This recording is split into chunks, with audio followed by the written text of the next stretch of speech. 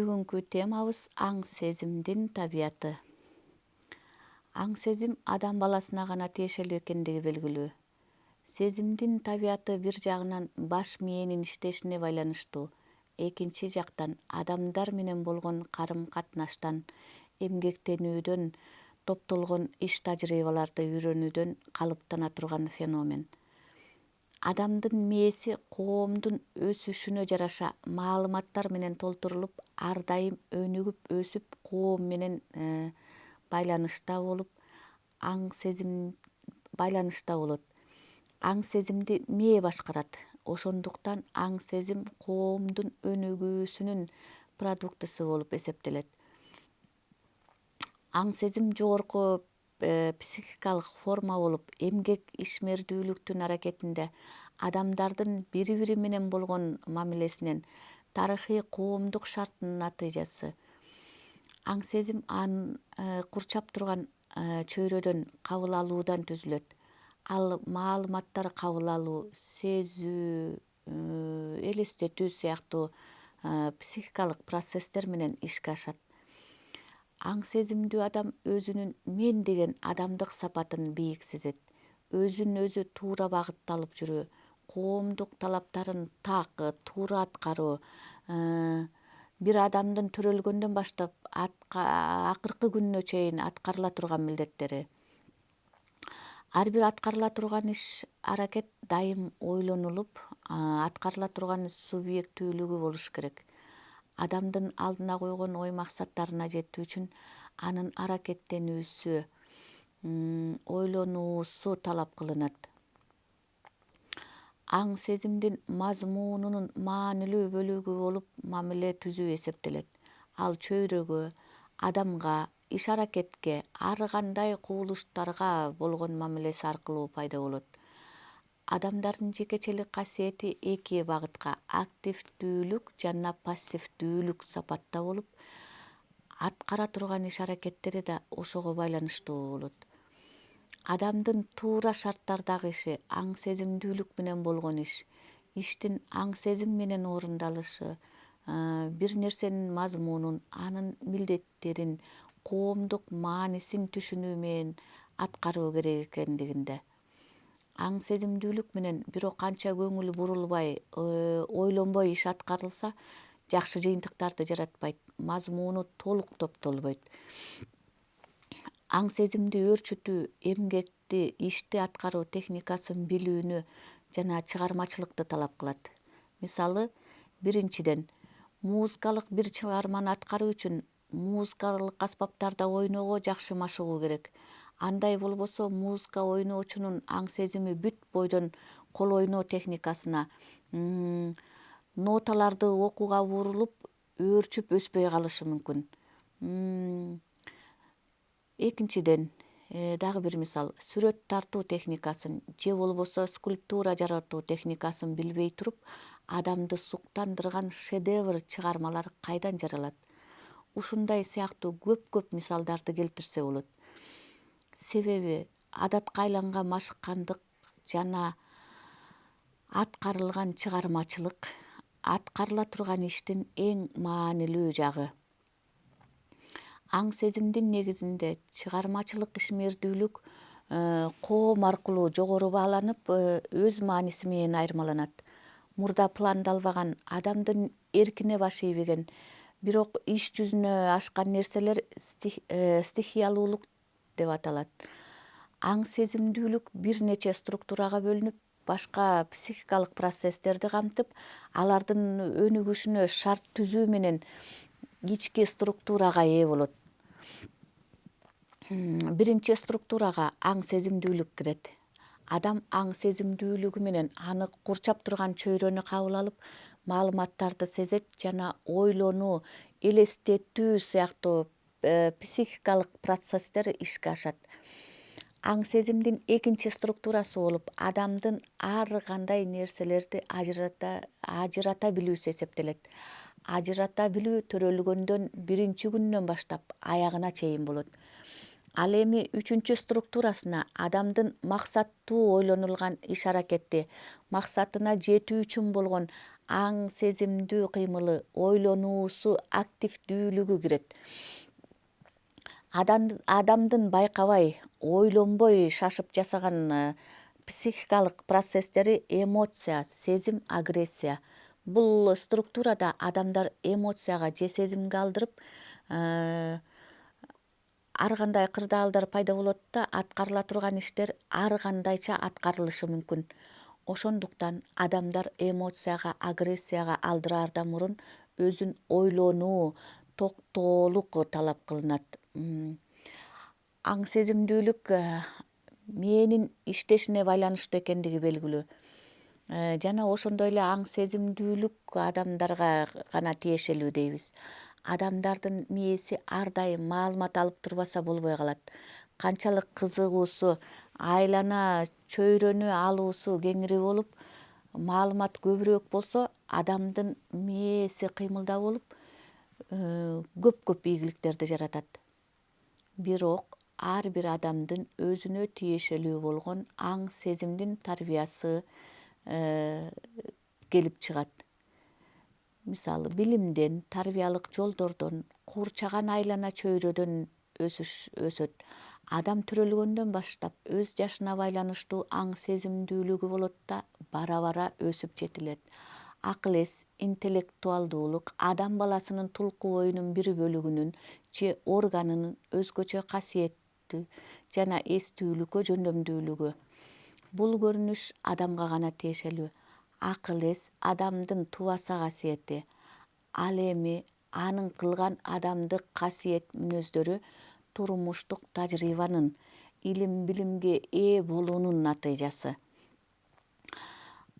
Аң сезимдүүлүк иштин автоматташкан компоненттери. Ал машыккан көнүмүш адатка алып келет. Окуу, жазуу, музыкалык инструментте ойноо жана башка ушул сыяктуу дайыма кайталанып турган иштер гана, ишти орундоо ыктары гана автоматташкан дейбиз. Адамдын машыгуулары анын аң сезимдүү ишинин катарына кирет. Аң сезимдүүлүктүн машыгуусу акырындап жөнөкөйдөн баштап татаалдана баштайт. Мисалы, бала китеп окууга үйрөнүүдө эң алгач тамгаларды таанып, андан кийин муундарга бөлүп, андан соң бүт сөздөргө карап окуйт.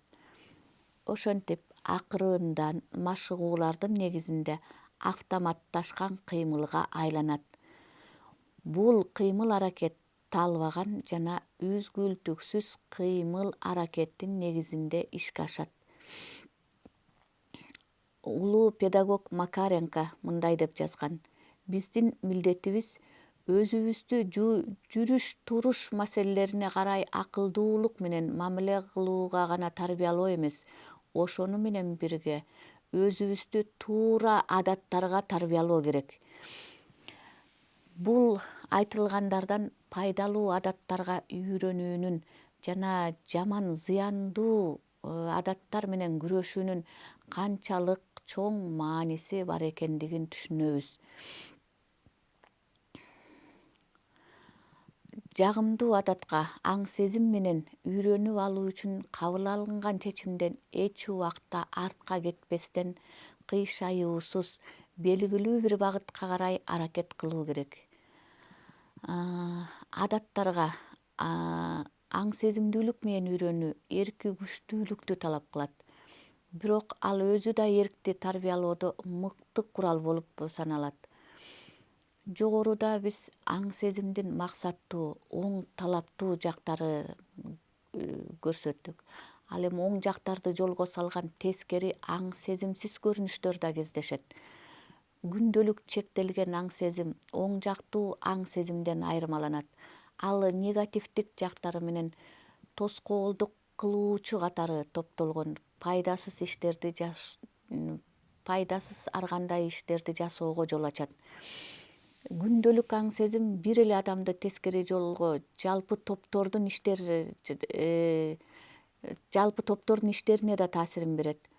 Ал объективдүү чындыкты чагылдыруунун бир формасы катары жашайт. бул абалда өзү жасаган ишке маани бербей калат да, сөзү да бузулат. Ушундай абалды изилдөөдө психология илимине бөлөк медицина, нейрофизиология иликтеп келе жатат. Ал абал окумуштуу Фрейдтин психоаналитикалык изилдөөлөрүнүн жаралышына түрткү болгон. Фрейд өзүнүн эмгектеринде аң сезимсиз абал адамдын кыймыл аракетин, жүрүш турушун башкарып, айрым учурда адамга оору түрүндө таасир этип, оң аң сезимдин карама каршы конкуренти катары жашаарын белгилеген. Турмушта аң сезимсиз абалды далилдеген көп мисалдар кездешет. Мисалы, адамдар көчөдө баратканда бир кыйналбай эле аң сезимсиз бир керектүү нерсени жасашат. Ошондой эле кийинүү, басып жүрүү, тамактануу. Ушулардын баары аң сезимсиз абалдык объективдүү жашай турган психикалык процесс экенин көрсөтөт. Жогорку нерв системасынын иштеши, адамдын жүрүм-турум аракети, мүнөзү, айлана чөйрөгө болгон мамилеси жана башкача бир психикалык көрүнүштөрү жогорку нерв системаларынын иштешине көз каранды. Нерв системасы негизги 3 бөлүктөн турат. Алардын ар бири өзүнчө функцияда кызмат аткарат. Алар борбордук нерв системасы, перифериялык жана вегетативдик дейбиз. Борбордук нерв системасына мээ жана аркадагы жүлүң кирет. Нервдин негизги кыймылдаткыч функциясын аткарат. Борбордук нерв системасы ичинен 5 бөлүккө бөлүнөт. Алар төмөнкүлөр: алдыңкы мээ, ортоңку мээ, көпүрө мээ, кара куш мээ, чоң жарты шаар. Борбордук нерв системасы айлана чөйрө менен адамдын организмин байланыштырууда, алардын аткарган иштерин өз ара айкалыштырууда жана жөнгө салууда чоң роль ойнойт. Борбордук нерв системасынын негизин мээ түзөт. Анын салмагы 1300 грамм дейбиз. Кээ бир адамдарда мээнин салмагы 2500 граммга чейин болушу мүмкүн. Бирок мындай көрүнүш сейрек. Адамдын жүлүнүнүн узундугу аркадан ылдый кеткен. Узундук эркектерде 45 сантиметр, аялдарда 41 сантиметрди түзөт. Жүлүн кан тамырлардын жана ички органдардын иштешин татаал жана өзүн өзү башкарган нерв системасы рефлексте иштелет. Рефлекс бул сезүү аркылуу системанын иштеши. Эки группага бөлүнөт. Биринчиси рефлекс, экинчиси шарттуу рефлекс. Шартсыз рефлекс адам төрөлгөндөн башталат да жашоодо да өзгөрөт. Мисалы, коргоно билүү, тамактануу, бир нерсеге ориентир жасоо. Ал эми шарттуу рефлекс кандайдыр бир капысынан болгон кыжаалат болуу сигналы пайда болгондо, мисалы, свет өчүп калганда же жагылганда, кандайдыр бир жыттарды сезүүдө. Ал эми айвандарда инстинкт менен рефлекс көбүрөөк өнүккөн. Перифериялык же болбосо четки нерв системасы аркылуу айлана чөйрөдөн алынган сигналдар органдар менен келет. Жана ал органдар аркылуу кайра жууп катаруу кетүүчү сигналдар жүрөт. Бул өзүнчө кан айлануучу система сыяктуу айлануучу процесс болуп саналат. Башкача айтканда, борбордук нерв системасынын органдарынын башка бөлүктөрү менен байланышы.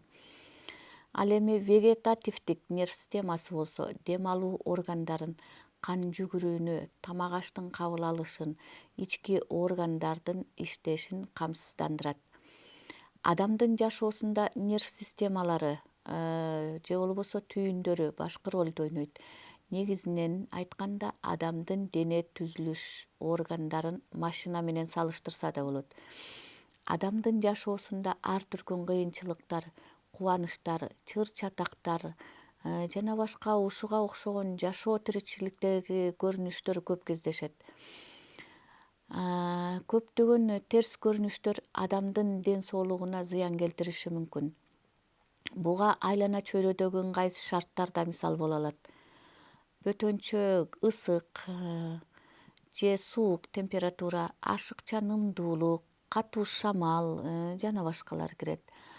Аба ырайынын кезгин өзгөрүшүнөн физиологиялык муктаждык эске алынбай, туура эмес тамактанса, зат алмашуу процесстери бузулуп, ден соолук начарлайт. Туура тамактануу оорулардын алдын алууга, мээнин да туура иштешине чоң салым кошот. Атайын ойлонуп жасалган тамактануу дарылоо кызматын да аткарат. Чыгыш элдеринин тамактануу тууралуу мындай макалын мисал катары карасак болот. Ашыкча тамак жеген адам тиши менен өзүнө көр казат дейт. Саламаттыкты бекемдөөгө нерв түйүндөрүнүн жакшы көмөк болуучу биологиялык активдүү заттар тамак ашта аз эмес. Бул жөнүндө илгертеден эле биздин ата бабаларыбыз жаратылыш берген сарымсакты микробдорду өлтүрүүчү заттарга бай экенин билип колдонушкан. Кыргыз элинде ден соолукту адам өз жанын дени сак алып жүрүүгө байланышкан көп адаттар бар. Мисалы, жайыгыш эркектер башынан калпакты, аялдар жоолукту түшүрүшчү эмес.